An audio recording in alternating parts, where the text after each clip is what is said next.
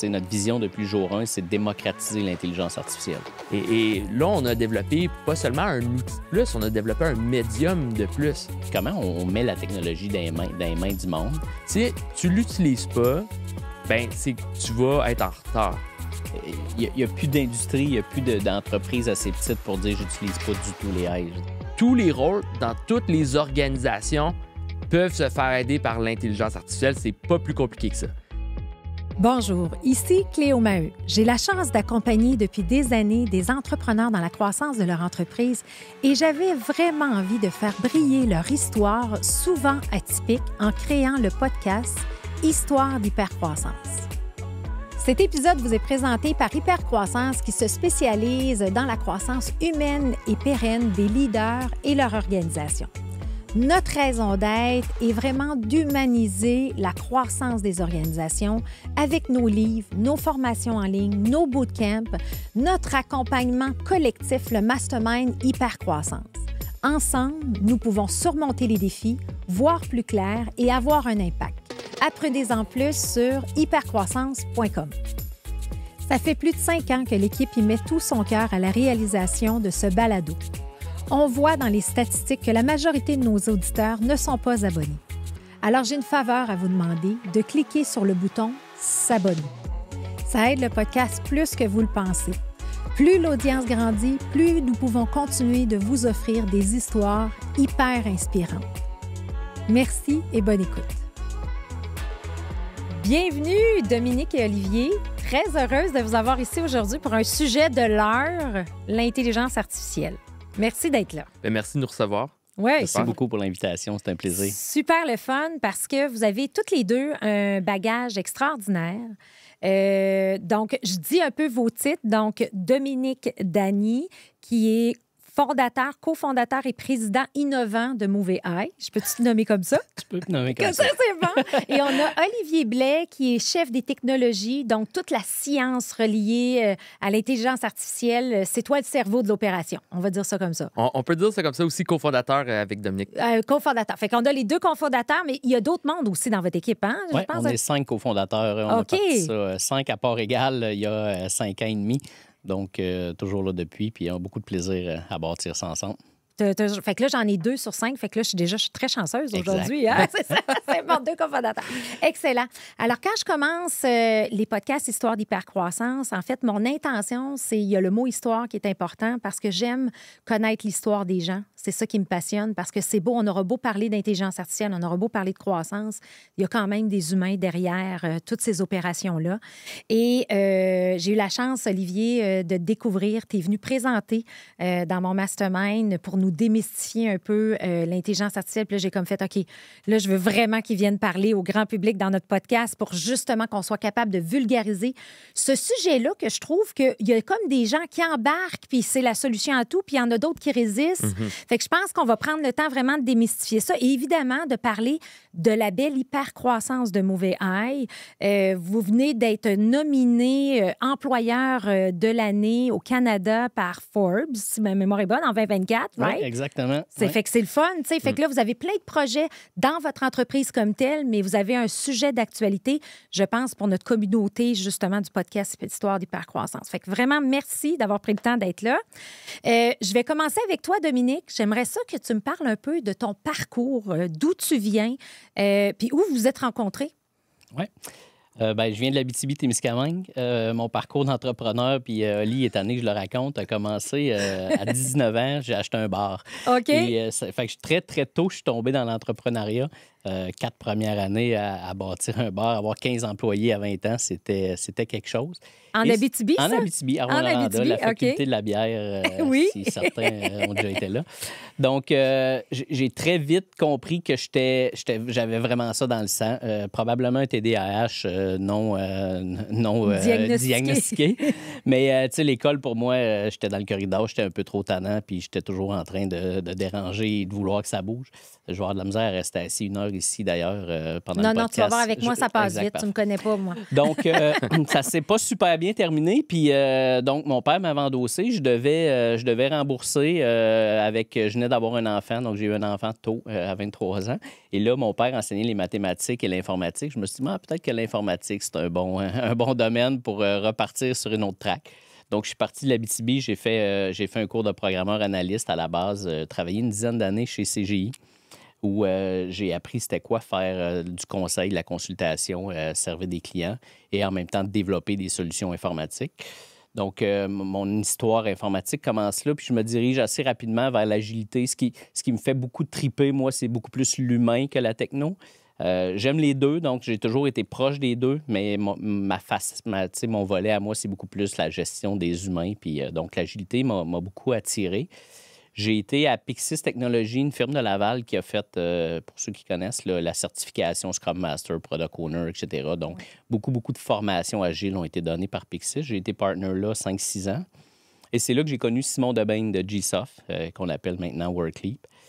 Donc, à la fin de ces 6 années-là, Simon avait besoin d'aide. Ça roulait, ça commençait à se développer. ShareGate, le produit que Simon faisait à ce moment-là. Puis il m'a dit, Dom, tu viendrais-tu m'aider?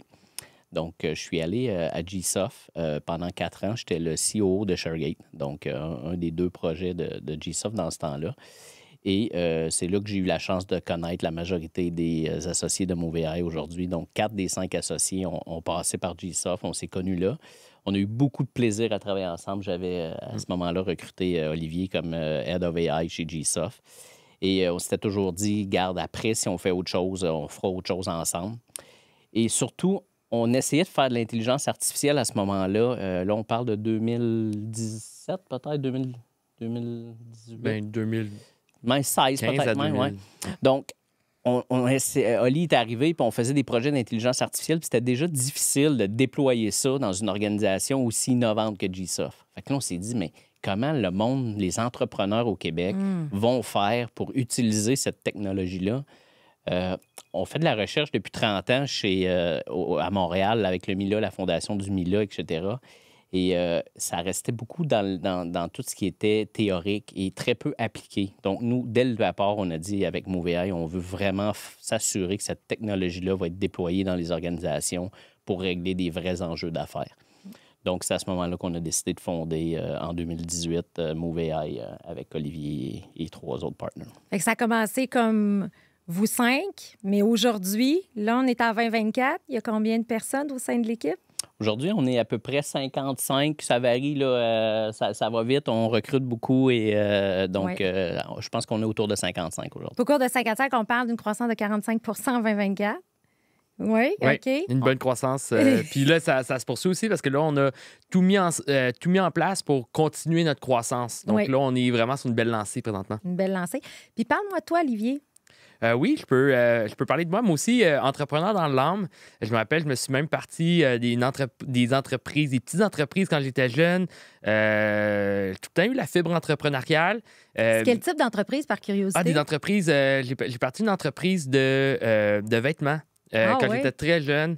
J'ai même... En fait, j'ai commencé ma passion pour l'intelligence, pour la donnée quand j'étais en 6e année du primaire. J'ai commencé à investir à la bourse à ce moment-là. J'ai une cousine qui m'a appris comment fonctionnait Excel. Et là, je rentrais dans les journaux, je regardais les titres, puis je les rentrais, puis je regardais les courbes, puis là, je faisais de la projection. Puis j'ai commencé à investir à la bourse. Puis après ça, le 11 septembre m'a fait chuter. Mais finalement, c'était une catastrophe. Je n'ai pas retouché à la bourse depuis. Mais c'est là que j'ai commencé à aimer un peu entreprendre, faire des choses par moi-même. Faire des erreurs, la curiosité, aussi la nouveauté. C'était important pour moi. Je voulais tout le temps me dépasser, tout le temps apprendre des nouvelles choses. Donc, je me suis parti des petites business. Je me suis parti d'une business de vêtements. Je me suis parti d'une business aussi de nettoyage, puis de maintenance de snowboard. Donc, j'ai fait plein de choses. Une business aussi dans le domaine de la stratégie marketing web. C'est là que j'ai décidé d'étudier en business. Donc, moi, je n'ai pas un background... J'ai pas étudié en intelligence artificielle, j'ai étudié en business, mais ce que j'ai remarqué très rapidement quand j'ai commencé ma carrière, c'est que c'est les données en arrière qui me passionnaient le plus. Okay. Parce que les données, ils veulent dire quelque chose. On est capable de pouvoir comprendre l'état actuel, on est capable de comprendre ce qui s'est passé, puis aussi on est capable d'anticiper c'est quoi qui risque de survenir avec les données. Donc, quand c'est bien les exploiter, puis le problème, puis j'ai vu ça assez rapidement, c'est qu'on les utilise pas très bien. les humains, en général, on n'est pas très bons pour bien comprendre la donnée puis bien l'exploiter. Donc, j'ai commencé à essayer de réfléchir, ça, il y a à peu près une douzaine d'années, de quelle façon on peut les utiliser le plus adéquatement. Là, j'ai commencé à regarder, OK, bien, c'est-tu en faisant des dashboards, en faisant de l'intelligence d'affaires. Donc, je me suis un peu réorienté. Puis j'ai remarqué que pas vraiment, parce que l'intelligence d'affaires, souvent, c'est, bien, tu simplifies l'information au maximum. Dans le fond, tu essaies de forcer, dans le fond, les données à l'adoption des données par les gens. Puis les gens, ben, même à ça, ils ne vont pas se retrouver. Soit qu'ils ne vont pas faire confiance, ou soit que tu vas tellement simplifier la donnée que finalement, elle ne veut pas dire grand-chose. Oui. Donc, fait que là, toi, on le comprend tout de suite, là. Tu as vraiment une passion pour les données. Oui, vraiment. Et là, c'est là que je me suis posé comme question, comment est-ce qu'on va plus loin que ça? Et c'est là que j'ai commencé à voir, dans le fond, ces nouvelles technologies-là, l'intelligence artificielle, l'apprentissage machine. Mais il y a 12 ans, là, quand tu disais que tu voyais l'intelligence artificielle, là, mettons, là, c'est comment tu voyais ça, là? Ben, c'est tout à c'est cas par cas. C'est la capacité de pouvoir anticiper des problèmes que tu pourrais régler. Je vais donner un exemple. Le premier exemple dans ma carrière, c'était chez Pratt & Whitney Canada. Donc, je travaillais chez Pratt & Whitney à l'époque. On développait un site web e-commerce pour vendre des pièces de rechange.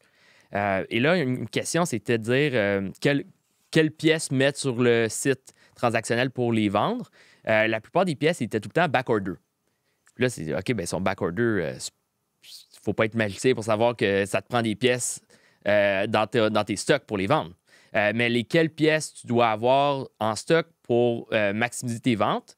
Ben là, ici, c'était très flou pour l'entreprise. Puis en fait, ce que j'ai remarqué, c'est que simplement en regardant le nombre de personnes qui vont voir les pages sur les pièces, tu es capable de voir un peu, d'anticiper ça va être quoi la demande. Okay. Donc, tu es capable de pouvoir anticiper puis prévoir, dans le fond, ta demande. Et de cette façon-là, ben, tu es capable de pouvoir, dans le fond, anticiper et commander les pièces assez d'avance pour éviter des backorders sur tes pièces les plus importantes. Fait que là, on revient à ton dada de 6e année quand tu commençais à essayer d'anticiper la bourse. Là. Donc, on est là. Anticiper, aussi simplifier la prise de décision. Donc, il y a plein de signaux dans la vie que tu es capable de pouvoir capter puis utiliser à profit. Puis ça, c'est grâce à la donnée, principalement. Ouais. Puis là, ça a été quoi ton parcours professionnel? Parce que là, tu as étudié en business. Oui. Donc, beaucoup de projets on the side. En fait, moi, quand j'ai eu à peu près il y a 12 ans, j'ai eu cette réalisation-là, cette compréhension-là de ma vraie passion. Et je me suis dit, je vais me réserver 2 heures tous les matins pour faire des projets, pour apprendre sur ce sujet-là qui était quand même assez récent. Il n'y avait pas autant de contenu. Il n'y avait même pas de programme à l'école qui parlait de ça. Donc, 2 heures tous les matins. Puis, à un moment donné, bien, je me retrouvais assez compétent pour justement pousser davantage. Là, par la suite, bien, je me suis retrouvé à travailler à mon compte. Et à un moment donné, bien, j'ai rencontré Dominique. Dominique m'a demandé si j'étais intéressé à venir aider GSoft. J'ai demandé 3 fois. Non, oui, ça a fini par fonctionner 3 fois. C'est bon. Fait que là, vous avez... fait que là, c'est ça. Puis toi, tu as su... ce que je comprends dans vos rôles, toi, tu as su reconnaître... dès les premières rencontres, je jasais avec Oli, puis je voyais, la passion, l'envie de faire une différence avec les chiffres. C'est ça qu'on avait. On avait besoin de comprendre notre business plus. Puis, c'est la passion d'Oli. Il dit 2 heures chaque matin, mais il oublie de parler des 2 heures avant de se coucher le soir aussi. Oui, c'est ça. C'est vraiment un autodidacte. Il n'a pas vraiment étudié en AI, mais il en mange tellement qu'il est toujours là-dedans. Fait que j'avais déjà reconnu ça, cette passion-là. Oui, pour le puis sujet, on le sent quand t'en parles, puis quand t'étais venu dans notre mastermind. Mais ça aussi t'a amené aujourd'hui à être, éditeur des normes ISO, donc à l'international. Parle-nous un peu, parce que quand on voit ça, t'as tout un pedigree maintenant, fait que parle-nous de ça, comment t'es arrivé là? C'est difficile à mentionner. Même mon parcours, c'est plein de choses complètement différentes. Je fais ce qui me tente quand ça me tente, puis si je le fais pour les bonnes raisons, ben ça va finir par payer à long terme. Aussi, je suis très généreux de mon temps. C'est pas tout le temps une grande qualité parce que tu te retrouves à te faire des fois, les gens profitent de toi des fois, mais moi, je vois ça comme tout le temps une opportunité de grandir. Donc, je cherche tout le temps à grandir, je cherche à m'épanouir, puis je vais le faire de différentes façons. Comme par exemple, en ce moment, je travaille beaucoup au sein des normes ISO. Je suis éditeur sur des normes internationales, puis en même temps, je suis aussi président du comité canadien pour aider à rendre l'intelligence artificielle plus sécuritaire. Donc, vraiment, moi, j'essaie de chercher c'est quoi que je désire faire, c'est quoi l'impact que je désire avoir dans le monde. Puis, il n'y a rien qui arrête, dans le fond, quand tu veux vraiment faire des choses puis tu veux les faire pour les bonnes raisons. Exact, c'est ça. Puis que tu suis ta passion puis tu suis ce que tu aimes. Tout à fait. Exact. Puis toi, de ton côté, tu sais, avec toute ton expérience, Dominique, c'est quoi ta passion? Bien, comme je disais tantôt, moi, je suis passionné par l'humain, je suis passionné par la technologie. Puis, tu sais, on parle d'intelligence artificielle aujourd'hui, mais le plus gros défi dans l'intelligence artificielle, c'est les humains. Oui. Parce qu'on va transformer la vie des gens avec cette technologie-là. Les gens ont peur, les gens ont trop peur. Là, fait qu'à partant, il faut défaire cette peur-là au sujet de l'IA. Mais il faut aussi accompagner les humains dans cette transition-là. Fait que, tu sais, je dis, moi, dernièrement, là, que le plus gros enjeu de l'AI, c'est la vitesse à laquelle ça va. Les humains, ils sont pas très bons à s'adapter aussi vite que ça. Exact. Fait que comment on va accompagner l'humain dans cette transition-là qui est super rapide, exponentielle, c'est pour moi le plus gros défi des prochaines années avec l'IA. La technologie est là, elle est bonne, elle existe. Maintenant, comment on s'assure qu'on va garder l'humain dans la loupe? Tu sais, l'iPhone n'a pas remplacé l'humain, il a accéléré l'humain, il l'a aidé dans son travail. C'est pareil pour Excel, pour les comptables. Fait qu'il faut juste trouver la bonne façon que les humains comprennent ça puis comment on les accompagne dans la suite. On les accompagne. Fait que ma passion, moi, c'est quoi? C'est de m'assurer que l'humain va rester encore plus pertinent dans l'histoire avec cette nouvelle technologie-là. Mais clairement, il va y avoir une évolution dans les compétences, dans la façon de faire. Alors, clair. parlons donc justement de l'AI, de l'intelligence artificielle. C'était le sujet de l'heure, hein? Je pense que tu es invité dans tous les panels. Là. Je vous vois partout. Là, donc, parce que justement, puis moi, ce que je ressens avec mes gens entrepreneurs, il y a soit une résistance de dire ça ne s'applique pas du tout à nous, mais ils n'ont pas pris le temps de regarder. Ce n'est pas des early adopters, on va dire ça comme ça. Puis il y en a d'autres qui veulent trouver la solution miracle qui va tout régler, mais en même temps, ce n'est pas ça non plus. Il y a comme un équilibre. Fait que comment vous me décrivez l'intelligence artificielle et son utilité dans le monde des affaires? Oui. Bien, premièrement, on ne parle plus d'early adopter. Là, on est rendu dans la vaste majorité. Exact. C'est plus une question, dois-je adopter l'IA? Tu es obligé de le faire. Si tu le fais pas aujourd'hui, tu vas débarquer. Tu es obligé d'embarquer dans le game. Fait que tous ceux qui se posent encore la question, dois-je y aller? La réponse est oui. Okay. Maintenant, par où commencer? Puis, tu sais, Oli pourra nous donner des cas très concrets, là, mais moi, je dis commencer par un petit projet maîtrisable. Mettez le pied dans la piscine, la première, la grosse orteil. T'sais. Essayez pas de faire un projet de 2 ans quinquennal qui va tout transformer votre entreprise. Identifiez des cas d'usage où c'est soit répétitif, où il y a de l'automatisation possible. Il y a plein de cas avec le GenAI aujourd'hui qui sont beaucoup plus simples à implémenter et il faut y aller. C'est maintenant que ça se passe et il faut arrêter d'hésiter. Il faut y aller. Ça veut dire quoi l'intelligence artificielle générative? Oui, bien, l'intelligence artificielle générative, mais en fait, l'intelligence artificielle, c'était hyper complexe. Puis, ça fait une dizaine d'années qu'on essaie de pousser ça, puis à chaque fois, on dit « Ah oui, c'est la transformation s'en vient, c'est la nouvelle transformation, la nouvelle révolution. » Ça fait 10 ans que Google, que Microsoft, que tout le monde dit ça, puis c'était pas vrai pendant beaucoup d'années, parce qu'il y avait des défis importants. Premièrement, l'accès à nos données d'entreprise. La plupart des données, dans le fond, c'est difficile à obtenir, ne sont pas de qualité, c'est beaucoup de travail, juste à avoir les données nécessaires pour faire un projet. Après, on a faut bâtir des modèles de zéro avec l'intelligence artificielle. Donc, on veut bâtir, si on veut utiliser l'IA, ben il faut que tu repartes tout le temps de zéro, il faut réinventer la roue à chaque fois. Fait que c'est compliqué. Puis après ça, ben c'était jamais sexy, c'était tout le temps... il n'y avait pas d'expérience utilisateur. Donc, c'est vraiment fait par des data scientists pour des data scientists et ça ne parlait pas à la masse. Et là, un des gros avantages avec l'IA générative, puis je vais la définir, mais c'est une technologie où on a été capable de pouvoir résoudre chacun de ces 3 problèmes-là. OK? Donc, ce que c'est une technologie qui n'est pas vraiment différente des technologies qu'on connaît, mais la recette, elle marche.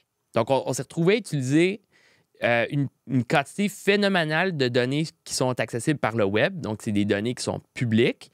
C'est des très, très, très grosses solutions, des très gros modèles, donc qui sont utilisables par donc, sont très généralisables, en fait. C'est le terme. Donc, ça veut dire que tout le monde peut finir par l'utiliser. Donc, à la place d'avoir à réinventer un modèle pour ton besoin, bien là, on change en disant, OK, bien, de quelle façon est-ce que je peux le mieux utiliser un modèle qui est accessible par tous? Donc, ça change la game. Et en ce moment, on a un effet de masse. On a une solution qui est le fun à utiliser puis que les gens veulent l'exploiter. En 2 mois, après 2 mois de ChatGPT, il y avait plus de 100 millions de personnes qui l'utilisaient, ChatGPT. Donc, ça démontre à quel point c'est une solution qui vraiment, en ce moment, qui est demandée par le monde. C'est pas comme avant, on essaie de forcer des solutions d'intelligence artificielle aux gens. Donc, ça change complètement de la façon qu'on l'utilise. L'intelligence, le AI Gen, là, que souvent on entend dans l'abréviation, c'est que ça rend accessible l'utilisation de tout ce data-là, puis c'est organisé d'une façon où l'utilisateur est capable de trouver des réponses rapidement. Tout à fait. Puis ici, si je le définis un peu, ça veut dire quoi? Donc, c'est quoi qu'on peut faire avec l'IA générative? C'est que dans l'IA générative, il y a le mot génératif. Donc, ça va générer des choses. Donc, ici, tu fais une commande. Oui. Donc, une commande, par exemple, ça peut être « fais-moi un poème », ça peut être « écris-moi un template, un gabarit de courriel », par exemple, pour les fins de mon entreprise. Et tu donnes, dans le fond, tu clarifies c'est quoi le sujet, c'est quoi les informations que tu veux, la longueur de ce courriel-là. Et bien, ça va comprendre ta demande et ça va te générer, dans le fond, une réponse qui est adéquate. Donc, vraiment, ça va générer de l'information qui est basée sur ta demande initiale. Ce qui est vraiment intéressant avec ça, c'est que c'est en langage naturel. Donc, n'importe qui est capable de faire une demande. Tu n'es plus obligé de demander à des analystes de données ou à des scientifiques de données de te connecter à du data. Puis, ça ne va pas juste te générer une prédiction qui est difficile à déchiffrer. Ça va te générer quelque chose de beaucoup plus agréable. Concret et accessible. Exactement. C'est très concret, c'est accessible. Et maintenant, tu peux vraiment demander aux gens de collaborer à la création de systèmes. Je peux donner un exemple. On travaille avec le Collège Sainte-Anne présentement sur un outil de correction de production écrite pour les élèves du primaire secondaire. C'est pour aider les professeurs. Et au départ, les professeurs n'étaient pas les plus... Ils n'étaient pas les plus enchantés par un outil comme ça parce qu'il y a de l'automatisation et les gens, bien, c'est sûr, quand tu amènes de l'automatisation dans un rôle, ça fait peur. Et ce qu'on a fait, c'est qu'on s'est retrouvés à travailler avec eux parce qu'ils sont capables de nous dire c'est de quelle façon qu'ils corrigent les productions écrites. Donc, ils nous ont donné les critères, ils nous ont donné des exemples d'erreurs, des exemples de succès. Et ils ont tellement participé à l'élaboration de cette solution-là qu'après, quand on s'est retrouvé à montrer à quel point on battait les standards, ils étaient contents. Mais on n'a jamais vu ça avant. Il faut tout le temps se battre pour l'adoption. Ouais. Et maintenant, tu amènes des gens qui vont être les utilisateurs à pouvoir vraiment contribuer. C'est jamais vu. Et maintenant, on peut faire ça parce que la technologie nous le permet. Quand le professeur réalise que la tâche qu'on y enlève, c'est une tâche qu'ils faisaient bénévolement le soir chez eux pour corriger les dictées, parce qu'ils font pas ça dans les heures de l'école. Là. Oui. C'est là où le professeur dit OK, là, ça m'aide vraiment, cet outil-là, c'est pas en train de prendre ma place. Oui. Et c'est toute cette gestion du changement-là qui est super. En fait, c'est quasiment la gestion de changement qui est le plus gros défi. Bien, nous, on a des slides dans lesquels on dit, tu sais, la portion technologique d'un problème d'AI, c'est à peu près 20 du problème. Le reste, c'est la gestion du changement, le déploiement, les données, l'adoption, l'interface utilisateur. Puis peut-être juste expliquer, c'est quoi que vous avez fait justement pour aider les professeurs? C'est quoi parce que c'est super intéressant, là, tu l'as expliqué dans le mastermind, fait que j'aimerais ça que tu t'expliques, ça a été quoi la solution concrète? Oui, donc la solution concrète, c'est une interface où les élèves vont pouvoir remplir, dans le fond, faire leur production écrite. Et par la suite, en temps réel, on se retrouve à pré-populer les grilles de correction des professeurs. Donc ici, juste pour mettre en contexte, c'est pas juste corriger une production écrite, parce que corriger, bien, Grammarly, Antidote, ça corrige. Mais ici, c'est vraiment d'être capable de pouvoir fournir l'évaluation, une évaluation détaillée que les professeurs peuvent réutiliser. Mais ça finit pas là. Après, quand tu as ça, bien, tu es capable de fournir même des recommandations en temps réel à l'élève. Tu es capable de fournir des recommandations au professeur. De suivre les tendances. Exemple, cet élève-là a toujours de la misère avec tel verbe ou, tu sais... C'est là que, ben, sky is the limit, en fait. Puis, oui. c'est pas toutes des choses qu'on a fait, mais c'est toutes des choses qui sont dans les prochaines étapes, dans le fond, du Collège Saint-Anne, c'est de regarder justement cette personnalisation qui est possible. Ben oui. Et on peut y penser que justement, l'avenir de l'éducation, c'est la personnalisation. Et ces outils-là te permettent d'aller là. Avec Alloprof, on travaille avec eux aussi sur des outils de personnalisation. Nous, on est super contents de collaborer pour faire évoluer l'éducation puis l'amener justement à une place où on est capable d'avoir un traitement personnalisable, mais sans en demander trop au professeur. Parce que sinon, si tu fais juste pelleter dans le cours du professeur si tu n'offres pas les outils comme ça. Une des choses qui me fait triper dans le projet Amelia, moi, c'est on peut voir les lacunes des élèves, puis je pense que c'est une des features, je pense qu'elle est déjà implémentée. On peut suggérer aux professeurs des regroupements d'élèves pour qu'ils s'aident entre eux à s'améliorer. Fait que là, tu es capable de savoir c'est quoi les lacunes d'un, c'est quoi les lacunes de l'autre. Puis l'autre grosse force de l'outil que Oli expliquait, c'est le professeur choisit les règles qu'il a enseignées, puis les règles qu'il n'a pas encore enseignées, on peut ignorer les fautes. Fait que c'est vraiment un outil dans lequel le professeur c'est vraiment un outil qui l'aide à enseigner. C'est non seulement enseigner, mais aussi l'impact et le résultat pour faire grandir l'élève et développer sa compétence en français. Oui, puis c'est rapide. Donc, tu sais, l'élève qui fait tu composes une dictée, puis que tu as le résultat 2 semaines après, tu te souviens pas c'était quoi ta dictée. Non, là, c'est fait, c'est live, c'est là, garde, non, tu as telle erreur, tu fais toujours des erreurs de ponctuation. Donc, tu sais, c'est quelque chose qui va transformer le modèle de l'éducation au Québec, on l'espère. Mais je veux dire, ça, c'est une des endroits où l'AI... Puis là, on n'est pas en train de remplacer le prof. Là. Non, puis c'est pas un robot, puis c'est pas, tu sais, les gens s'imaginent, puis, tu sais, on était à la conférence en ligne l'année passée, puis nous, les robots, on n'aime pas ça, parce que c'est l'image du robot de film de science-fiction que l'AI, c'est des robots. C'est pas ça, l'AI.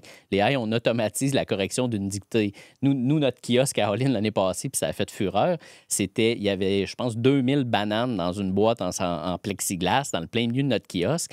Puis nous, ce qu'on dit, c'est on prédit combien de bananes Métro va vendre dans chacune de ses épiceries. C'est ça, faire l'AI pour nous. C'est très concret. C'est quoi ton problème d'affaires? On va le régler avec du AI. Puis c'est ce qu'on essaie de défaire à tous les jours, de dire il faut arrêter de s'imaginer la peur de l'AI va nous remplacer. Puis, tu sais, ça c'est une catastrophe.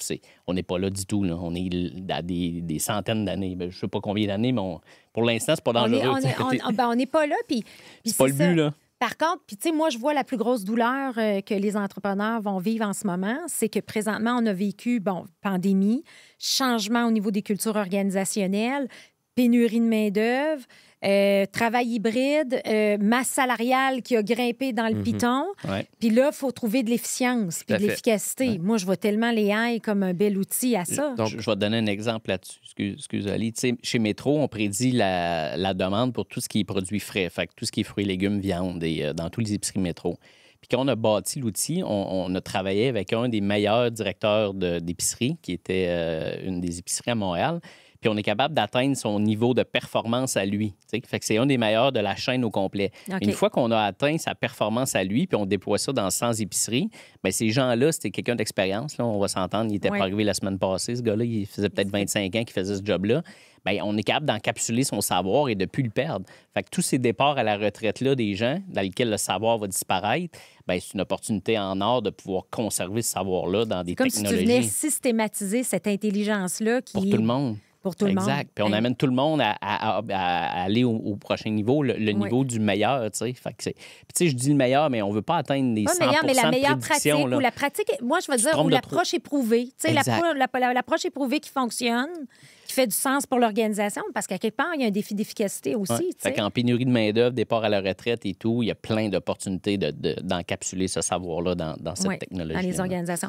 Là, on a parlé, par exemple, des profs, OK? On a j'essaie juste d'avoir des exemples. Mettons peut-être, tu sais, parce que souvent, ce que je me rends compte, les gens vont dire, souvent, les gens vont dire, ça s'applique pas à mon domaine. C'est pas pareil chez nous. Tu sais, vous devez souvent voir ça tout le temps, hein? Oui, fait que, on peut-tu donner des exemples, peut-être, un peu qui sortent de l'ordinaire, mais que ça a été, tu sais, fait que là, on a vu Métro, d'être capable d'être en prédictif sur la quantité d'utilisation dans les magasins des produits frais. On a vu les profs, l'aide à la correction. Quoi d'autre? On va parler, par exemple, chez Pratt & Whitney Canada et n'importe quelle entreprise dans le domaine manufacturier vont travailler avec beaucoup d'équipements. Donc, d'être capable de pouvoir prévoir c'est quand il y aura des activités de maintenance sur l'équipement. Donc, ça, c'est extrêmement sensible parce que c'est vraiment ton vecteur de croissance. Il il va fluctuer selon la disponibilité de ton équipement.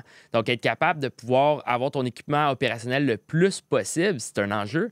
L'intelligence artificielle est extrêmement bon pour justement réduire la criticité parce que tu as plus de... Dans le fond, tu anticipes les problèmes, tu es capable de pouvoir les résoudre à temps. Donc, ça, c'est un exemple. Mais je dirais plus grosso modo, n'importe qui a à travailler avec du contenu. En fait, maintenant, c'est tous les rôles dans toutes les organisations peuvent se faire aider par l'intelligence artificielle. C'est pas plus compliqué que ça. Donc, les bases de connaissances, Dom en a justement parlé. On a maintenant des gens qui partent à la retraite, qui partent avec énormément de savoir. Donc, ce traitement du savoir-là et d'être capable de pouvoir réutiliser le savoir. Par exemple, dans des entreprises en événementiel, il y a beaucoup de post-mortem qui sont faits, mais la plupart du temps, ça va aux poubelles. On parlait avec des entreprises comme, par exemple, Moment Factory. Eux autres, ils ont plein de projets hyper intéressants, mais des fois, il y a des choses qui vont bien puis des choses qui vont moins bien. Puis quand tu pars un nouveau projet, d'être capable de pouvoir revenir facilement sur tes post-mortem, bien maintenant, avec l'IA générative, tu es capable justement de te créer une base de connaissances avec tout ce qui va bien puis tout ce qui va moins bien dans les projets passés, puis d'être capable de pouvoir, par exemple, proposer un plan de projet selon les meilleures pratiques que tu as développées avec le temps. Donc ça, tu es capable de faire ça maintenant avec l'IA générative. Tu es capable de faire aussi des chatbots aussi. Donc, toute la question de contact avec la clientèle. Moi, je vous prédis ça, mais en 2024, on va voir une renaissance du chatbot. Le chatbot qui était un peu sur la pente descendante parce qu'il n'était pas très efficace. Mais maintenant, avec l'IA générative, ça a tout changé. Et là, en ce moment, les gens sont en train de le remettre sur les rails. Puis maintenant, il y a beaucoup plus de contacts clients qui vont se faire par le chatbot. Ça, je vous le dis, ça va être un game changer. Donc, toutes des choses qui vont justement permettre de pouvoir travailler sur la pénurie de main-d'œuvre, qui vont permettre de travailler pour être beaucoup plus efficace dans des fonctions qui sont clés dans l'entreprise. Exact, c'est ça.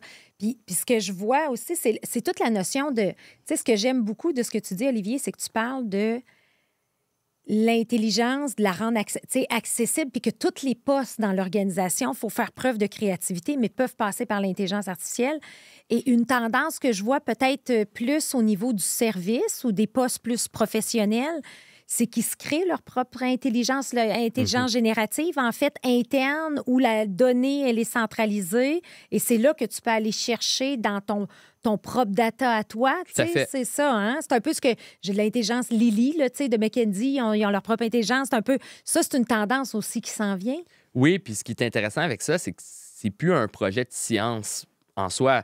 Il existe des outils comme, par exemple, un outil en ce moment qu'on commence à voir de plus en plus, mais par exemple, avec Copilot, si tu as de l'information dans SharePoint ou dans Office 365, maintenant, tu es capable de réutiliser ton information corporative pour, dans ta génération. Donc, si je vais donner un exemple, avec cet outil-là, tu es capable d'automatiser la création de propositions d'affaires, par exemple, que tu vas envoyer à des clients. Parce que tu as déjà des propositions passées. Tu dis, base-toi sur les propositions passées que j'ai faites, mais à la place d'envoyer génère-la pour tel autre client, puis le projet il va être un peu différent. Finalement, il va parler de telle affaire. Donc, tu donnes 3-4 lignes qui expliquent les différences entre un projet passé puis ce nouveau projet-là. Et tu vas voir, dans le fond, une proposition adaptée qui va être rendue disponible à toi. Tu changes une couple de lignes, tu l'envoies. Donc ici, des trucs comme ça démontre à quel point c'est fort, puis aussi à quel point le mot copilote, moi j'aime beaucoup le mot copilote qui a été vraiment mis de l'avant par Microsoft. C'est un mot maintenant que j'utilise tout le temps. Ce qu'on bâtit maintenant, c'est de plus en plus ça, c'est des copilotes pour les employés. Donc les employés, ils restent les mains sur le volant, mais il y a une intelligence qui les guide, qui les aide dans leur vie de tous les jours. C'est ça, pour faciliter leur capacité décisionnelle. Au lieu de chercher puis de perdre du temps, ils sont juste plus efficaces. Ils peuvent passer plus de temps avec l'élève que de passer 2 heures puis de dire « je suis fatigué ». On peut peut-être expliquer un peu plus en détail le fameux LLM. C'est comme il disait, Oli, tu ne recrées pas l'algorithme. Aujourd'hui, l'algorithme a été entraîné sur toutes les données de l'Internet. Cet algorithme-là, il est déjà entraîné. On n'a pas à le réentraîner. Par contre, il ne connaît pas tes données à toi de ton entreprise. Fait que ce qu'on vient faire, c'est de dire, OK, tu connais. Lui, il sait comment répondre à des questions, à la majorité des questions qu'on peut poser dans un chat. Là, tu viens ajouter tes données à toi. Là, ce que ça permet, c'est de dire les réponses que tu vas me donner. Tu sais comment me répondre, mais je veux que tu me répondes avec mes données à moi. Et là, la force du data, on dit la data, c'est l'or, là. Mais c'est que là, tu viens de profiter de l'algorithme déjà entraîné. Tu n'as pas à faire des algorithmes. Nous, on fait des algorithmes dans certains projets, mais là, l'algorithme, il est entraîné. Tu y augmentes tes données, bien, ça diminue l'hallucination parce que là, il hallucine plus, il prend tes données pour répondre. Puis là, bien, on peut générer des propositions, on peut générer du texte. Tu sais, moi et Oli, on jase, on dit l'intranet, là, ton fameux intranet SharePoint, Confluence, peu importe, avec la donnée structurée, puis là, tu fais des belles pages, puis tu trouves plus jamais rien après 1 an et demi parce que il y a trop d'infos, c'est pas bien tenu. Ça, moi, je pense que ça va disparaître. Ce qu'il va y avoir, c'est un chat. Tu vas dire, OK, c'est quoi la procédure de démarrage d'un projet en manufacturier, blablabla. Il va te résumer qu'est-ce qu'il faut que tu fasses, puis il va y avoir 2-3 liens en bas si tu vas aller consulter la source exacte. Mais tu n'auras plus à chercher dans un intranet. Tu vas échanger avec un agent virtuel qui va te dire c'est quoi que tu cherches. Fait que ça, c'est un exemple de quelque chose qui va être complètement transformé avec le On ne va pas à la bibliothèque chercher le livre là, dans Non, exact. Exact. Ben, en fait, la bibliothèque n'existera même plus dans le concept où il faut structurer notre info. Tu vas tout domper ton info n'importe comment.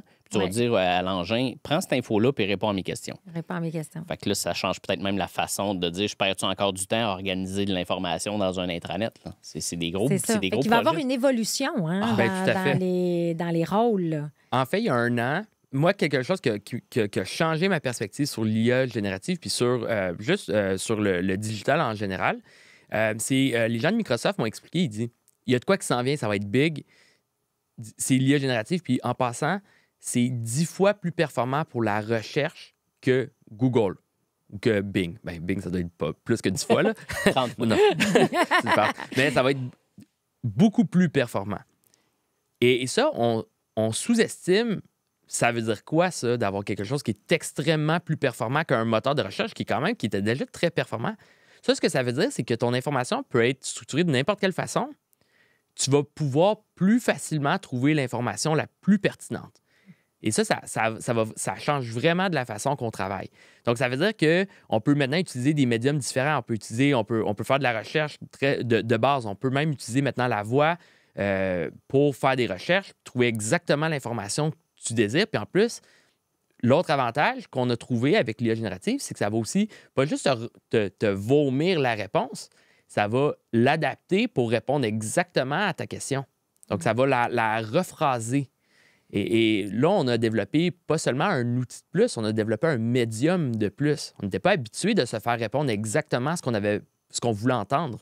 Maintenant, on peut. Une des choses qu'on a demandé aux gens dans les derniers 10-15 ans, là, c'est d'apprendre à travailler avec Office ou Google, la suite Google. Aujourd'hui, tout le monde est capable d'utiliser Word, Excel un peu, puis PowerPoint. Là. Demain, il faut que tout le monde soit capable d'échanger, de faire ce qu'on appelle du prompt engineering. Puis ça a l'air compliqué parce qu'on met le mot engineering dedans, mais ça va se simplifier aussi au fil du temps.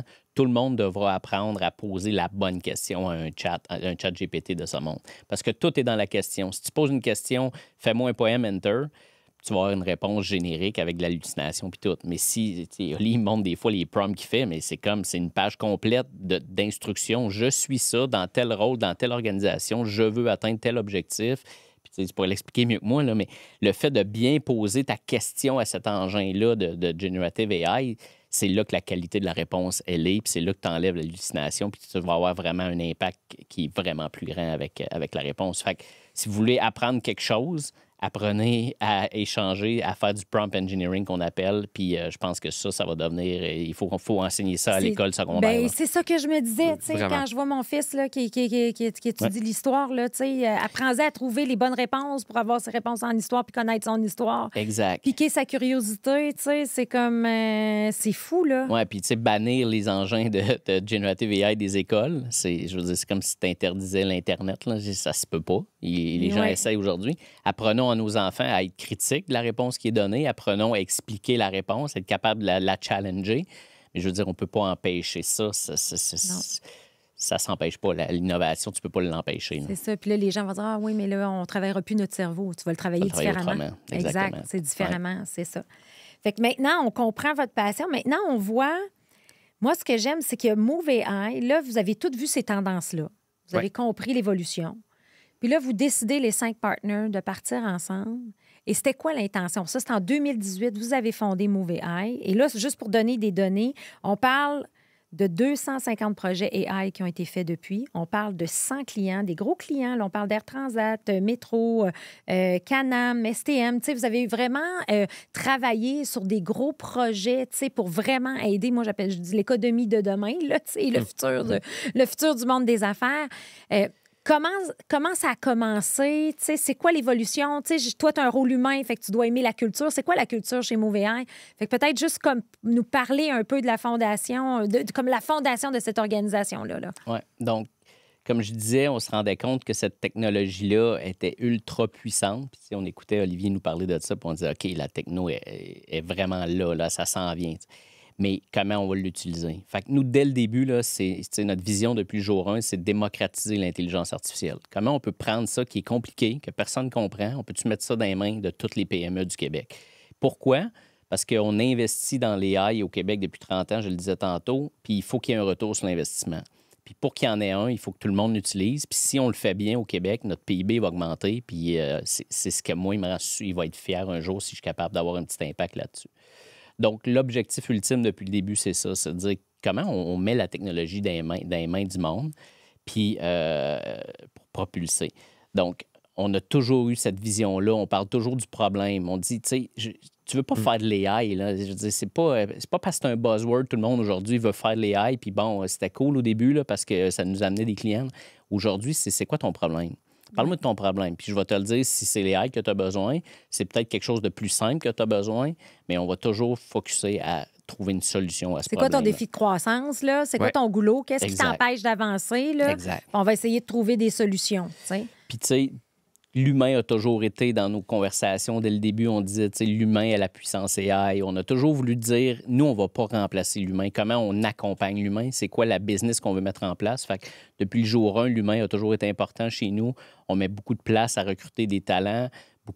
On veut de la diversité parce que pour faire de l'IA responsable, Oli est sur les normes ISO, c'est pas pour rien. Là, chez MoveAI, on veut s'assurer que ce qu'on fait, c'est responsable, c'est bien fait, puis que ça va avoir un impact positif sur notre futur à tous. Donc, beaucoup de diversité, ça a toujours été important pour nous. Là. Il y a 51 de femmes chez nous dans une entreprise de technologie. C'est pas standard, là, t'sais. Fait qu'on porte une attention particulière à ça.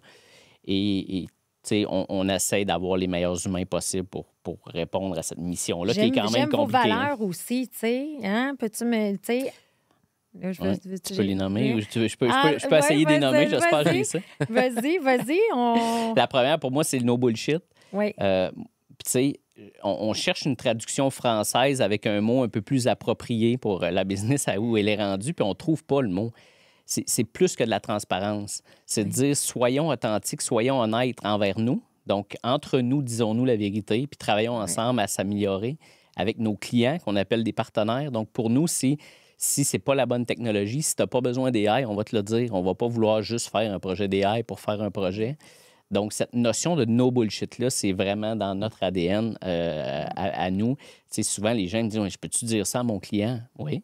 Ah, t'es sûr? Ben oui. À toutes les fois où j'ai dit la vérité, moi je dis, des fois, on me dit, Dom, tu pourrais peut-être te garder une petite gêne, puis ça m'a jamais tant ennuyé que ça. Des fois, c'est un peu compliqué parce qu'il faut que tu gères la situation après, mais c'est toujours pour moi une clé, une recette gagnante. Mais en même temps, vous allez attirer des gens qui ont les mêmes valeurs que vous aussi. Exact. C'est ce que vous voulez attirer. Vous voulez faire des projets avec des gens que ça va être no bullshit. Oui. Puis après les autres, on a ensemble. Donc, c'est un peu la même histoire. C'est de dire, tu sais, c'est compliqué, faisons-le ensemble chez nous, mais faisons-le aussi ensemble avec nos clients. Le partage, on veut démocratiser l'intelligence artificielle. Fait que c'est important pour nous de partager notre savoir. C'est important pour nous d'être ici aujourd'hui. Tu le fais très bien, tu sais. Oli est sur un stage à chaque semaine. On veut vraiment redonner. On veut que les gens, on veut sensibiliser. Et la dernière, c'est penser positive, le positive mindset, de dire c'est compliqué ce qu'on fait. On est toujours en train de trouver des solutions à des problèmes. Essayons d'être créatifs, essayons d'être positifs. Il y a des solutions. L'humain, on va l'aider, on ne va pas le remplacer. C'est tout notre mindset d'être positif dans cette transformation-là qui est très challengeante. Parce que, moi, ce que je trouvais le fun, parce que, tu sais, j'ai parlé à Guillaume au début.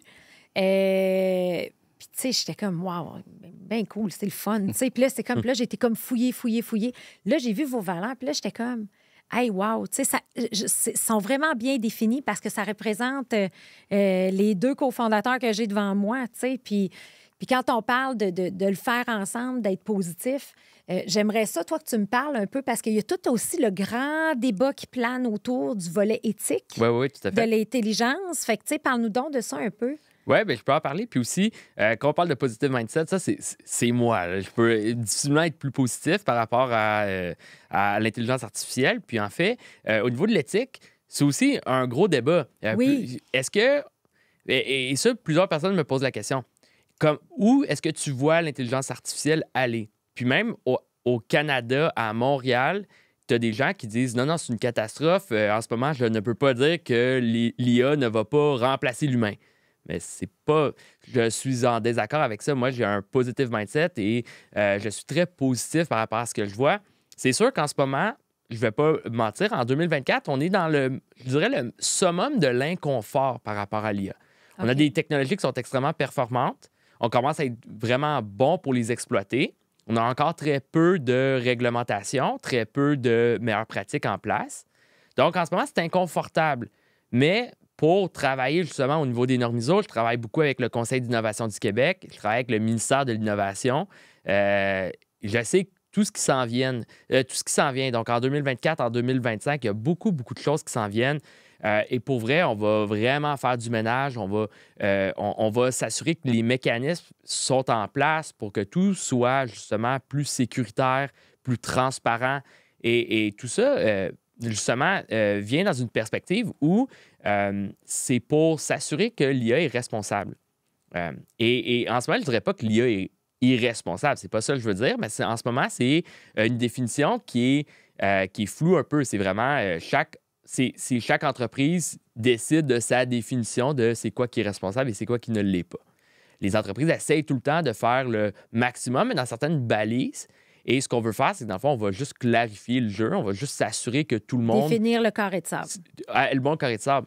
Puis ici, ce que j'aime beaucoup, c'était le Responsible AI Institute qui avait mentionné ça à un moment donné, c'est que les avions, par exemple, quand on parle à Bombardier, Bombardier, il ne parle pas de faire des avions qui ne crashent pas. Dans le fond, ils font des avions. C'est des processus manufacturiers qui sont hyper contrôlés, hyper régis. Et c'est juste rendu maintenant, de facto, c'est la façon de faire. Maintenant, on a juste rehaussé tous nos standards de qualité pour s'assurer qu'on développe des avions qui ont dans le fond, qui ont un niveau satisfaisant avec plein d'organisations qui sont gouvernementales, des organisations non gouvernementales, des certifications, etc. Il y en a des certifications, puis il y en a des organisations qui surveillent le tout. En ce moment, c'est juste ça qu'on a besoin de faire.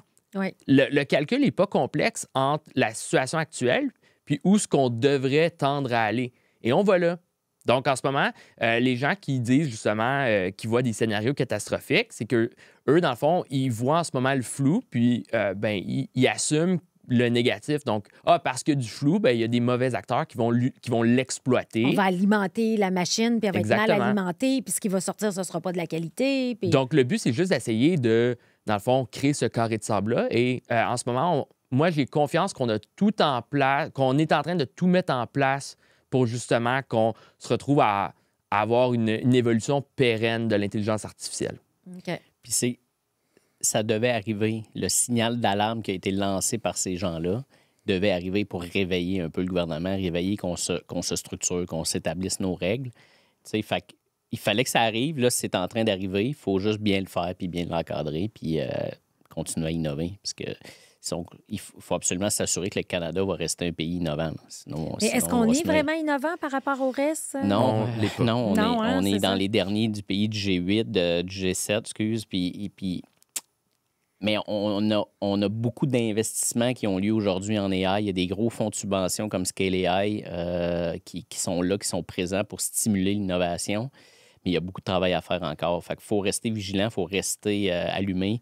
Puis il faut vraiment innover plus dans nos entreprises. En fait, le savoir existe, mais il n'est pas déployé suffisamment. Donc, l'adoption de l'AI au Canada est au ralenti. Pourtant, on est reconnu comme vraiment un hub mondial dans l'intelligence artificielle au monde. Je je vais aller plus loin que ça. Une des raisons, puis justement, on brainstorm en ce moment avec le gouvernement du Canadien puis le gouvernement québécois sur les raisons de ça. Puis en ce moment, on n'a pas exactement les raisons. On sait que c'est culturel. Culturellement, on est un petit peu plus inconfortable, on est un petit peu plus lent à l'adoption que, par exemple, les États-Unis. Par contre, un fait indéniable, c'est notre pourcentage de PME. Donc, on a 99,8 de PME au Québec. Les PME sont reconnues pour, justement, être un petit peu moins agressives au niveau de l'adoption de l'intelligence artificielle. Donc, il y a beaucoup de travail à faire au niveau des PME. Puis, c'est pour ça qu'il faut être capable de pouvoir faire bénéficier les PME des capacités de l'intelligence artificielle. Par contre, s'il y a quelque chose qui est positif, que je suis en train de voir, moi, je l'ai dit, Positive Mindset, c'est que, par exemple, selon des études, on démontre qu'au Québec, on utilise davantage l'IA générative que les autres provinces. Donc, on est à peu près 1 employé sur 4 utilise présentement l'IA générative dans le cadre de ses fonctions au travail. C'est vraiment bon.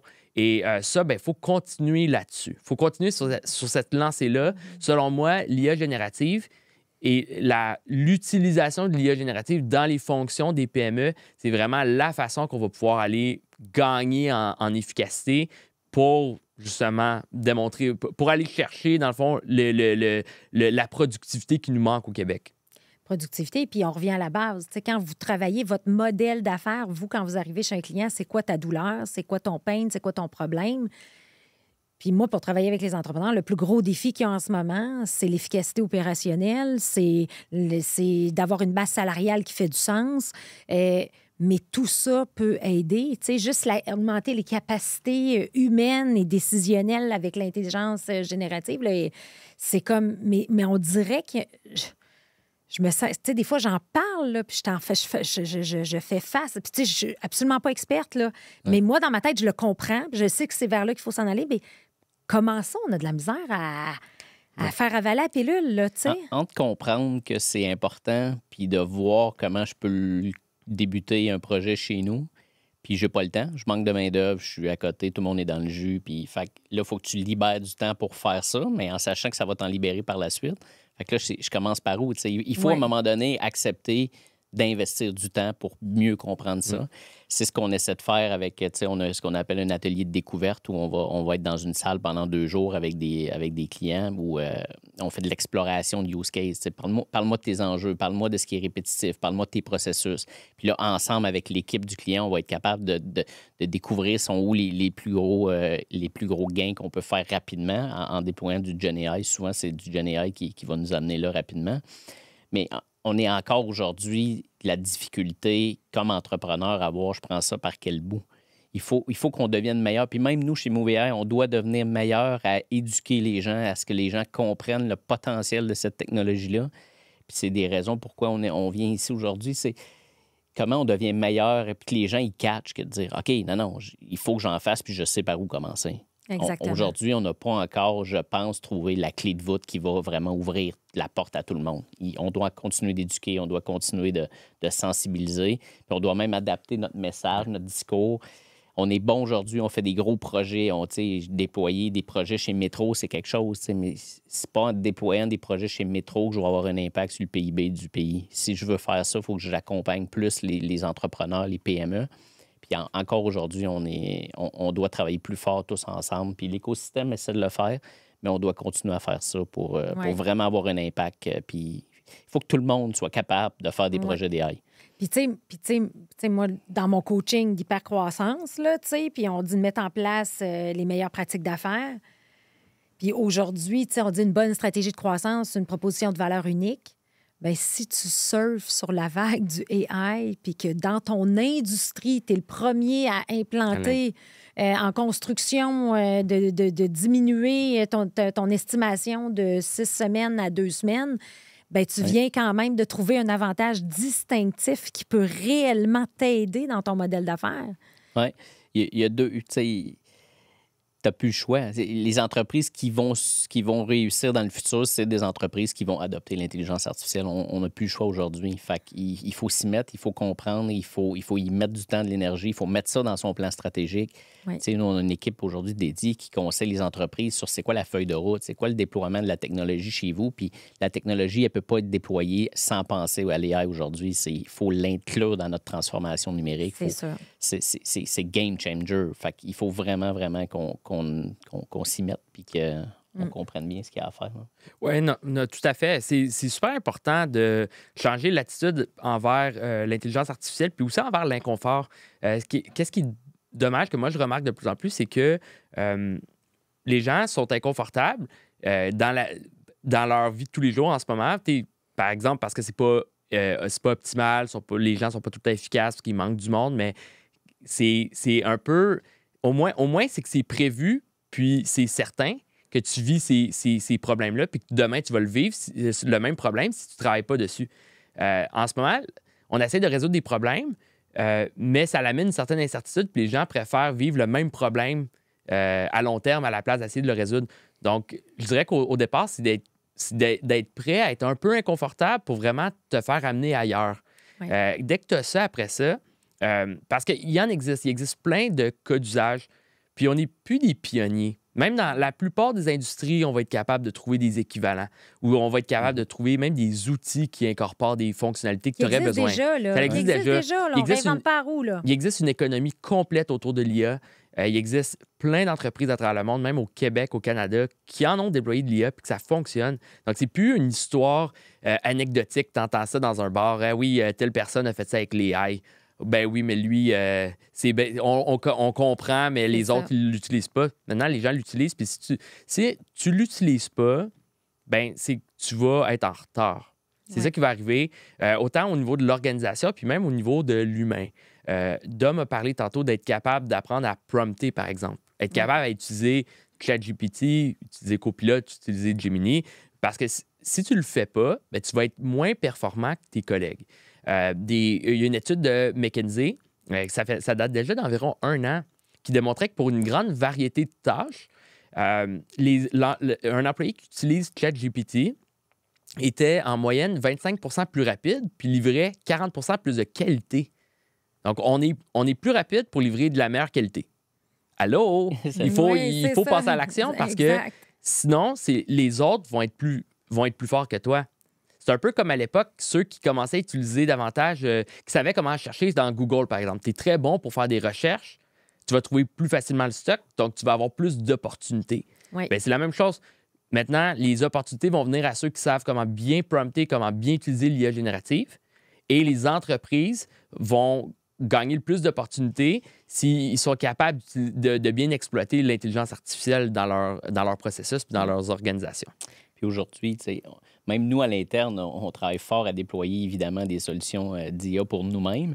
Puis c'est pas si facile que ça, même pour nous. T'sais. Mais aujourd'hui, on se rend compte, nos développeurs vont utiliser des outils qui vont les aider à développer plus rapidement avec de la meilleure qualité. Mon équipe marketing, aujourd'hui, utilise ces technologies-là tous les jours. Culture et talent va utiliser ça tous les jours pour réviser les offres qu'on fait. On veut donner une twist à une offre d'emploi, on veut revoir un contrat, on veut summariser un contrat qu'on reçoit un NDA d'une autre compagnie. Hein. Moi, j'utilise cette technologie-là tous les jours. Olivier aussi, tu sais. Mm-hmm. Fait qu'aujourd'hui, c'est vraiment chez nous en train de se déployer. Tout le monde, ou presque, j'imagine, utilise au moins une fois par semaine, sinon à chaque jour, aujourd'hui, les technologies. Et là, c'est ça. Ça fait quelqu'un, mettons, là, quelqu'un qui nous écoute et qui n'est pas là pantoute, je pense qu'il faut comme que la personne se lance puis qu'on essaie, même si c'est pas parfait. Exact. Tout à fait. Puis en fait, c'est qu'il faut comprendre que le message, il évolue un peu. Là. On parle pas de... On pourrait arriver en disant faut que on va transformer ton organisation de A à Z. Mais tu n'es pas obligé de viser la méga transformation parce que c'est sûr que peut-être tu ne vas pas vouloir avoir autant de changements en même temps. Ce qu'il va falloir que tu fasses, c'est que tu te dises OK, c'est quoi mes problèmes que j'ai dans mon organisation? C'est quoi les tâches qui ne fonctionnent pas? Ou il y avait quelqu'un qui disait c'est quoi les tâches que mes employés n'ont pas envie de faire? Donc, c'est d'être capable d'être très spécifique puis de dire ça ne fonctionne pas, je vais trouver des façons pour les résoudre, ces problèmes-là, ou pour aller saisir certaines opportunités. Puis je pense que la réalité que tu nous amènes aujourd'hui, c'est qu'à l'époque, puis moi, je pense même, là, les case studies qu'on voit tout le temps, c'est des Airbnb de ce monde, c'est des Apple de ce monde, puis c'est comme... Puis il y a comme toujours, je trouve, un détachement, parce que moi, j'ai tout intégré la propriété intellectuelle américaine au Québec. Puis là, les gens avaient toujours un détachement. Ouais, mais nous autres, on n'est pas Apple. Ouais, mais nous autres, on n'est pas... Non, mais là, même si t'es pas Apple, là, puis que t'es une compagnie de construction, là, mets-toi le nez dans les ailes. C'est un peu ça le message. Là, c'est comme... Il n'y a plus d'industrie, il n'y a plus d'entreprise assez petite pour dire « j'utilise pas du tout les AI ». Ouais. Puis là, faites attention, là, ChatGPT, la version gratuite en ligne, n'allez pas mettre les données confidentielles de vos clients puis les contrats là-dedans pour demander un sommaire de ça. Là. Il y a des façons de déployer des environnements sécures à l'interne avec les Microsoft, Google, Amazon, name it, ils ont plein de technologies qui existent. Fait que, par contre, si tu veux résumer une offre d'emploi, il n'y a pas tant il y a pas d'informations là-dedans. Tu peux te pratiquer avec ChatGPT en ligne, ça ne coûte rien, puis tu vas commencer à avoir les bénéfices d'utiliser ça. Fait qu'il y a moyen d'essayer aujourd'hui, puis en étant prudent de ne pas mettre d'informations confidentielles là-dedans, mais allez-y, allez vous amuser, puis faites pas juste des poèmes pour la Saint-Valentin dans ChatGPT. Commencez à essayer de faire des affaires plus compliquées, puis vous allez voir les résultats, vous allez faire comme, OK, ça peut faire ça. Là. Résumer des textes, générer des nouveaux textes, comparer... je prenais cette semaine, je l'ai fait pour moi personnellement. J'ai une question de la ville de Montréal. J'ai acheté un condo, puis là, le papier que j'ai eu des jardins, c'est pas le bon papier. Fait que là, j'ai dit, OK, voici le papier que j'ai envoyé, voici la question que me pose la personne à la ville, comment je devrais répondre. Puis il m'a généré le contenu de qu'est-ce qu'il fallait que je fasse comme prochaine étape. Là. Puis j'ai même suggéré à Desjardins, tu peux-tu me réécrire de quoi qui dirait plutôt ça? C'est ça que la ville a besoin. Fait il y a plein d'exemples où tu peux dire, ah ouais, OK, ça peut faire ça. Là. Il faut développer le réflexe et la compétence. Oui. Ouais. Ben moi, mon premier réflexe que j'ai, c'est maintenant, à chaque fois que j'ai quelque chose à faire, j'essaie tout le temps avec l'IA générative. C'est simple. Le pire qui arrive, c'est quoi? C'est que ça ne fonctionne pas. Ouais. Puis tu as perdu 15 minutes. Ça, c'est dans ta petite pratique du 2 heures du matin, là? C'est non, ça? Même, à la journée longue. À la journée longue. À la journée longue, ben oui. Oui. Parce qu'il faut que tu le bâtisses, ce muscle-là, sinon tu ne vas pas le faire. Sinon, tu ne vas pas avoir le réflexe, puis à un moment donné, tu vas te retrouver à travailler sur tu vas écrire un texte, tu vas écrire un post, tu vas faire... peu importe. Tu vas analyser du texte, puis à un moment donné, tu te dis, attends un peu, j'aurais pu le faire autrement, puis j'aurais pu vraiment bénéficier de technologie.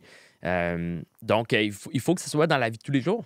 Oui, exact. Je vais te donner un autre exemple. C'était ça fait un petit bout, là, ça fait quasiment au début du LLM. C'était notre 5e anniversaire, donc un peu plus prochain an. C'est quand? C'était en octobre, là.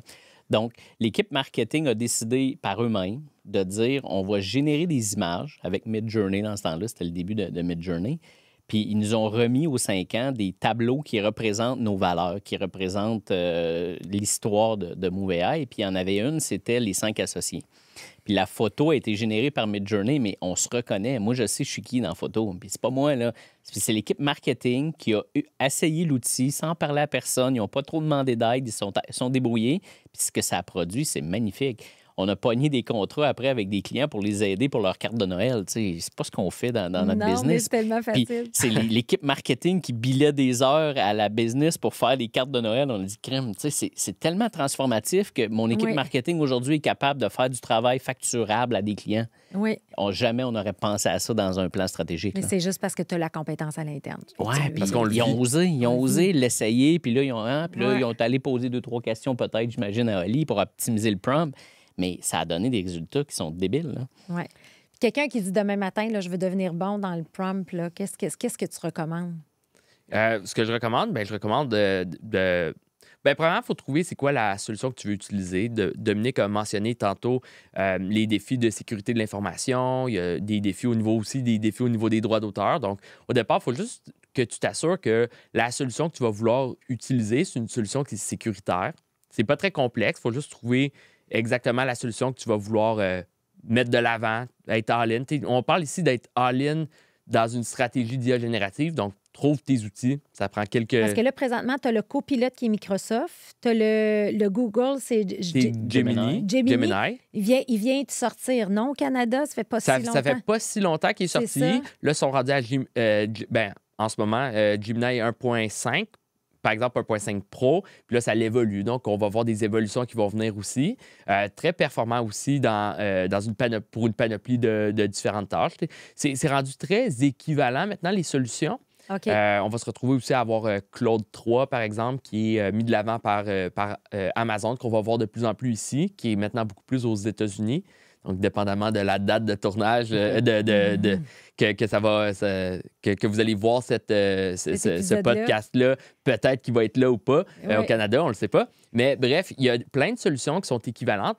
Ce qu'il va falloir s'assurer, c'est juste, dans le fond, dans les termes et conditions, les choses que tout le monde lit tout le temps, hein, bien entendu, juste s'assurer est-ce que l'information est sécuritaire ou pas? Donc, ça va s'assurer que les gens vont pouvoir l'adopter un petit peu plus, avec un peu plus d'assurance. Oui. Et quand on a ça après, moi, ce que je recommande, c'est, il y a il y a vraiment plein de contenus en ligne. Sinon, nous autres, on offre des formations. Là. Le but, c'est pas d'essayer de vendre des formations, mais par exemple, c'est une des façons qu'on le fait, c'est on vend des formations qui sont super pratiques. Donc, au départ, c'est de dire, brainstormons sur des use cases. Donc, on brainstorm sur des use cases. Après ça, en équipe, on se dit, sur les use cases que vous avez trouvés, on va les appliquer, on va les mettre en... Dans le fond, on va vraiment les livrer. Puis à la fin, les gens ils partent avec leur petite valise en cuir avec des use cases qui sont déjà prêts à être réutilisés dans leur vie de tous les jours. Mm-hmm. Donc maintenant, ces formations-là, c'est plus du théorique, c'est du pratique. Bien, c'est ça la clé, right? Exactement. La clé. Puis je pense que ça fait partie aussi du positionnement. Quand on parle de démocratiser, c'est bien que vous formiez parce qu'il y a une grosse portion d'éducation. Là, tout le savoir que vous avez les deux aujourd'hui puis ce qu'on apprend, je suis sûre que ça va aider plein de gens. Tout à fait. Puis même, j'ai un petit truc que je donne tout le temps au monde. S'ils ne savent pas comment utiliser l'IA générative, ils ont juste à demander à l'IA générative comment l'utiliser. Exact. J'aimerais créer un gabarit pour un courriel. Comment m'y prendre avec ChatGPT ou avec l'IA générative. Il va te répondre, puis après ça, tu vas pouvoir, dans le fond, avoir un échange. Il va t'éduquer à quoi faire. Exactement. Ça fonctionne quand même assez bien. Okay. Donc, moi, c'est la première étape, ça serait ça. Comment je peux écrire un prompt qui va me faire telle affaire? Il va te donner le prompt, puis après, tu lui donnes le prompt, puis il va te donner ton résultat. C'est fou. C'est fou comme ça. Là. C'est fou, ouais. Puis oui, la formation, on en fait chez MovieEye, pas suffisamment à mon goût. Donc, dans notre plan stratégique, on veut être plus présent à ce niveau-là à suivre. Parce que dans démocratiser, je pense que vous avez un gros rôle à jouer de nous éduquer. Parce que c'est pas accessible, on dirait, surtout en français, on va dire, là, peut-être plus, mais il y a je pense, un beau potentiel comme ça. Et quand je vous regarde aller, on l'a senti un peu, Dominique, que on a commencé avec des super gros projets intéressants. Oui. Mais là, on voit qu'il y a une belle opportunité avec la PME, puis qu'on peut adapter à la PME. Fait que si les gens ne savent pas par où commencer, ils peuvent vous contacter, là. Oui, c'est sûr. On n'est pas capable d'accompagner tous les clients. Il y a des clients un peu plus petits où c'est un peu difficile de partir un projet. Par contre, souvent, on va réorienter vers la bonne... Je te dis, l'écosystème au Québec de l'AI est un petit écosystème, on se connaît tous. Il y a des entreprises qui vont faire des plus petits clients, mais nous, là, je dirais qu'on peut accompagner la majorité des peut-être pas les P, mais les ME, là, les moyennes entreprises. Si jamais, c'est qu'ils rentrent en contact avec vous, puis je te remercie, Olivier, tu es très généreux. Je t'ai contacté sur LinkedIn, après ça, je parlais avec Guillaume. Je veux dire, vous êtes très généreux de votre temps, on le ressent aussi. Oui. Puis moi, c'est une de mes valeurs, la générosité, fait que j'aime ça, de même. Fait que... Nous, c'est le partage. Donc, on va s'assurer de vous aider, vous accompagner vers la bonne source. Exactement. Puis là, deux personnes comme vous, on a parlé un peu de vos parcours. On a parlé un peu de démystifier c'est quoi les AI génératives. On a donné des trucs, des astuces. On a parlé... mais vous allez être où, vous deux, dans 10 ans? Moi, j'ai 50 ans cette année. Fait que dans 10 ans, je vais être moins impliqué, je pense, qu'aujourd'hui dans le quotidien. J'aimerais continuer à avoir un impact.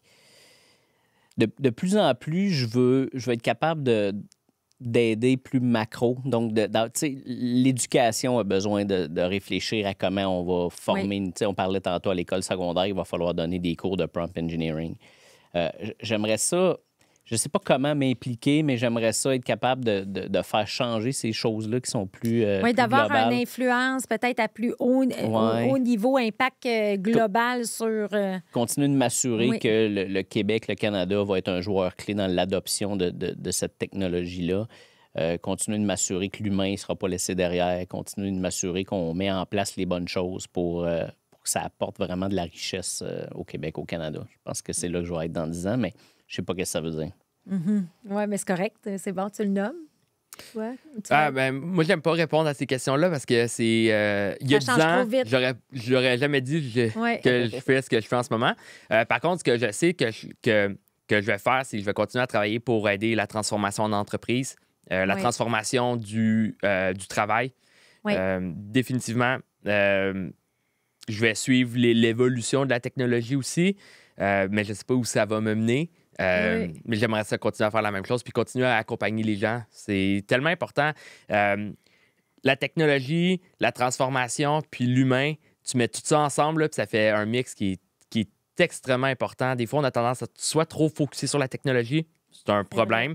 On a tendance à trop focusser sur la transformation, c'est aussi un problème. Puis, quand l'humain en tant que tel, déjà, je pense, Dominique focus beaucoup sur l'humain, puis c'est important. Mais c'est important aussi de leur donner les outils pour qu'ils soient capables de maximiser. C'est vraiment la combinaison des deux. Ça va faciliter parce que moi, je pense que il y a une lourdeur ou une fatigue aujourd'hui qu'on voit dans les organisations. Puis c'est comme, le projet de plus, mais non, voyez-le comme faciliter, soulager, de donner le extra miles pour avoir vraiment du bonheur, retrouver le bonheur au travail, puis là, ça augmente la capacité, les résultats sont là, on peut réinvestir dans la business. Oui, ça va finir par vous donner de l'air. Il faut juste donner le petit go. L'oxygène, c'est ça. Une fois que tu as sauté dans la piscine, ça fait du bien, mais quand tu touches au début à l'eau, elle est un peu froide. Là. Elle est un peu froide, exactement, même affaire. Il faut plonger. Là. Puis Move AI, c'est quoi les grandes ambitions avec Move AI?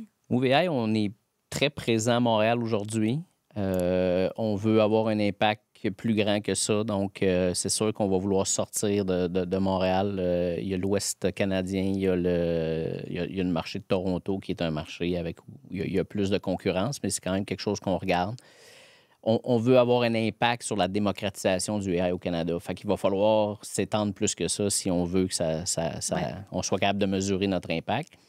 Après ça, le marché américain est un marché qu'on regarde tranquillement, mais je te dirais qu'on se concentre plus sur le bien faire les choses ici au Canada pour l'instant. Puis d'avoir un impact peut-être au Canada, sur la culture, changer le système d'éducation. Exact. Il y a peut-être...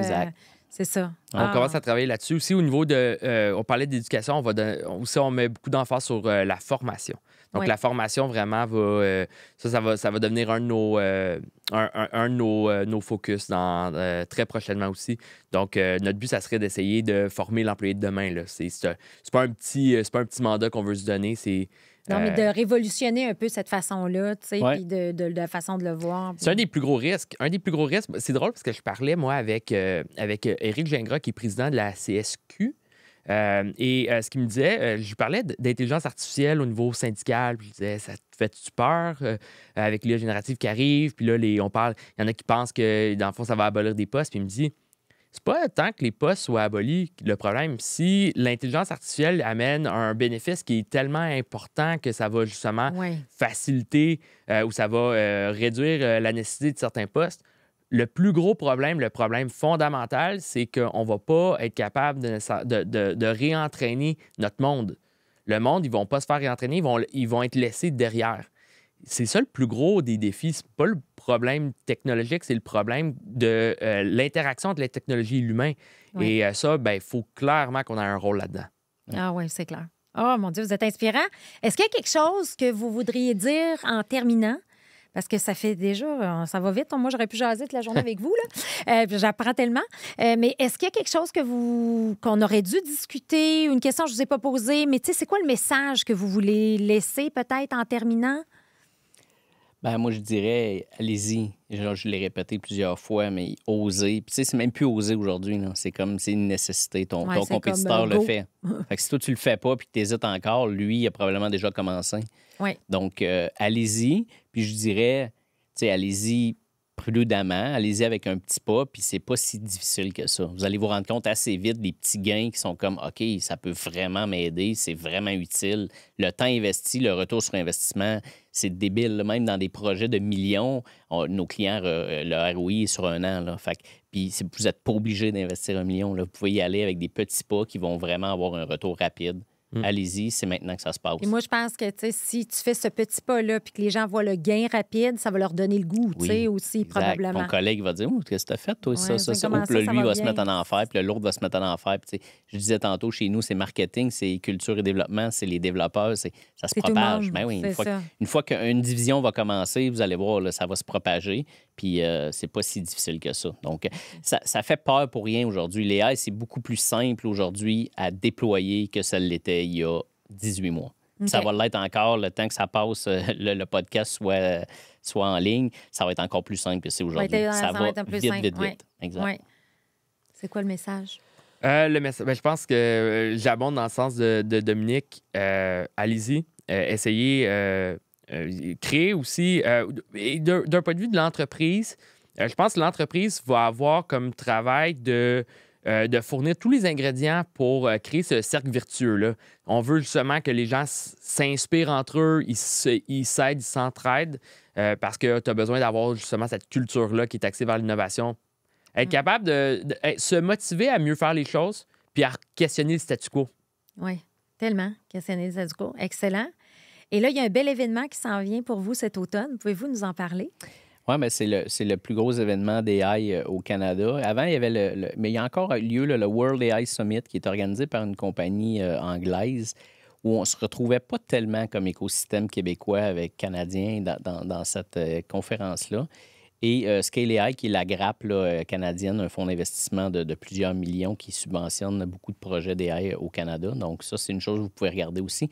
A fondé avec nous, avec des discussions qu'on avait dans l'écosystème, de dire, on peut-tu avoir un événement qui est plus proche de nous?